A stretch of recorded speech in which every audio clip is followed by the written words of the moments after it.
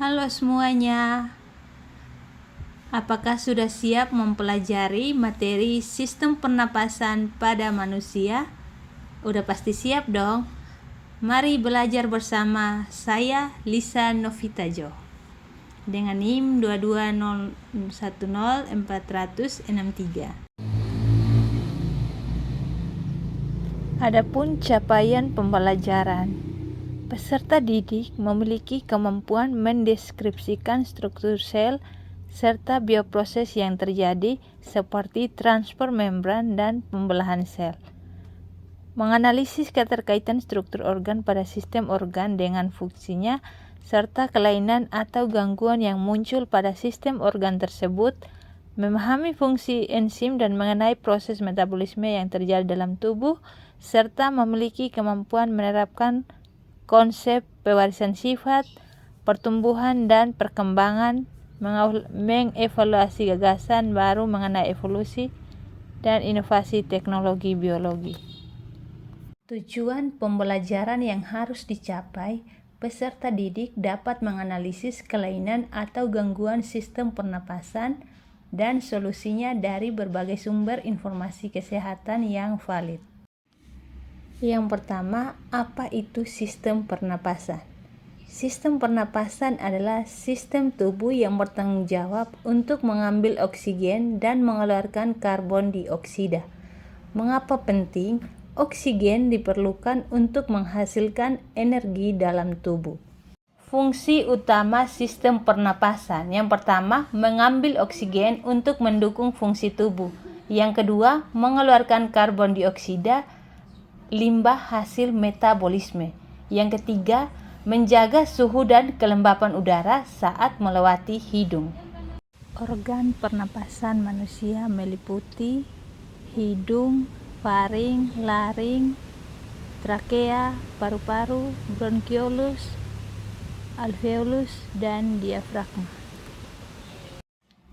Mekanisme pernapasan. Yang pertama, inspirasi atau menghirup udara masuk melalui hidung, melewati tenggorokan dan menuju paru-paru. Yang kedua, ekspirasi, menghembuskan udara yang mengandung karbon dioksida dikeluarkan dari paru-paru. Pertukaran gas di paru-paru. Yang pertama itu alveolus, struktur kecil di paru-paru tempat pertukaran gas, di mana prosesnya itu oksigen dari udara masuk ke darah. Karbon dioksida dari darah dilepaskan ke udara. Gangguan pada sistem pernapasan. Yang pertama itu asma. Asma adalah penyakit kronis pada saluran pernapasan yang ditandai dengan peradangan dan penyempitan saluran napas sehingga menyebabkan gejala seperti sesak napas dan batuk. Asma dapat dipicu oleh berbagai faktor seperti alergi, udara dingin, polusi, atau aktivitas fisik. Pencegahan asma melibatkan beberapa langkah seperti menghindari pemicu, menjaga kebersihan lingkungan, serta mengikuti rencana penanganan yang disarankan oleh dokter. Gangguan sistem pernapasan. Yang kedua, penyakit tuberkulosis atau TBC, di mana TBC adalah penyakit menular yang disebabkan oleh bakteri Mycobacterium tuberculosis.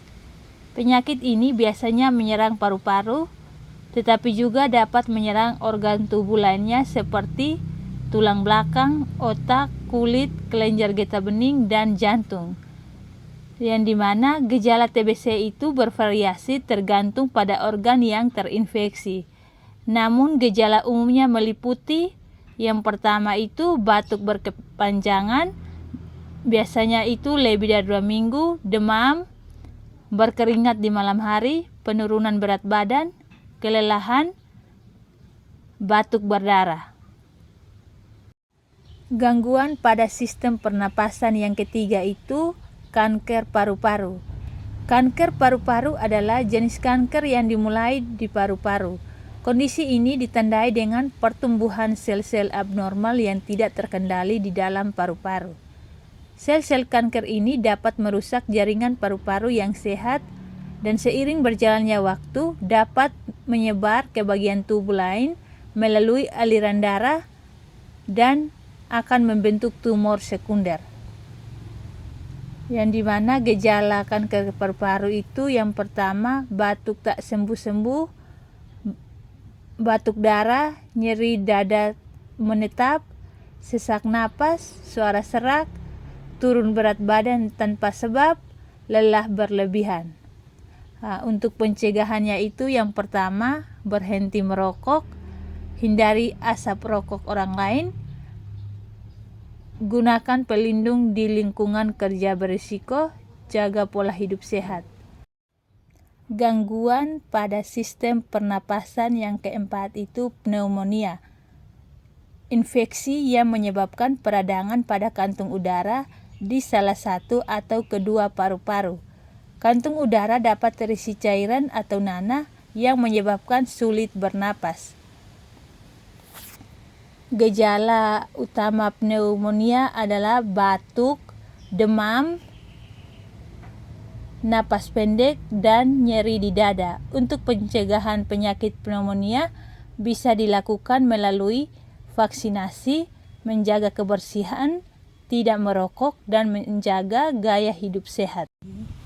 Kesimpulan dari sistem pernapasan manusia adalah organ yang bekerja sama untuk mengambil oksigen dari udara dan mengeluarkan karbon dioksida dari tubuh.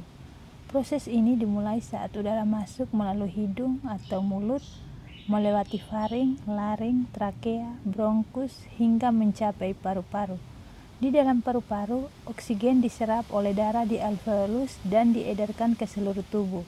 Sementara karbon dioksida dari darah dikeluarkan melalui proses ekspirasi. Selain pertukaran gas, sistem pernapasan juga berfungsi menyaring, menghangatkan, dan melembabkan udara, serta berperan dalam penciuman dan produksi suara. Menjaga kesehatan sistem pernapasan sangat penting untuk mendukung fungsi tubuh secara keseluruhan. Oke teman-teman, sekian video pembelajaran yang dapat saya sampaikan.